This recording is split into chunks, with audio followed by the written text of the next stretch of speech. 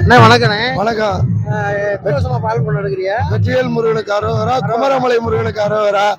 நான் 6-7 ஆண்டுகளா எடுத்துக்கிட்டு இருக்கேன்.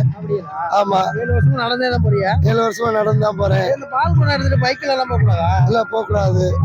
ஏன்னா பால் குடம் எடுத்துட்டு பால் சிந்தாம முருகப்பெருமானுக்கு பாலாபிஷேகம் பண்றது, அதுக்காண்டி தான் எடுத்துட்டு போறோம். இந்த பால் சிந்தாமல் சிதறாமல் கொண்டு போய் முருகப்பெருமானுக்கு ஊத்தணும்.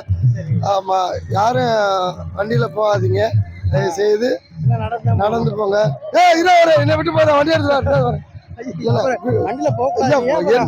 என்னை விட்டுட்டு போயிட போறாங்க எல்லாரும்.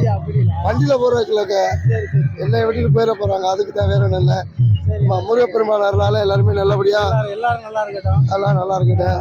52 வருஷமாமே? 52 வருஷம் இல்லைங்க, எனக்கு நான் வயசே 40 தாங்க. இந்த பால் கூட அது ஆரம்பிச்சு இப்போ 52 வருஷம் தான்.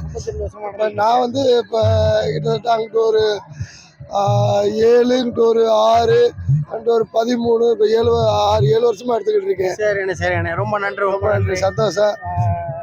இந்த முருகனோட அருள் உங்களுக்கு என்னைக்குமே கிடைக்கும்.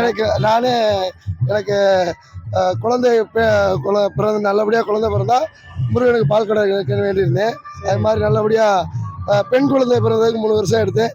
இப்போ முருகப்பெருமான்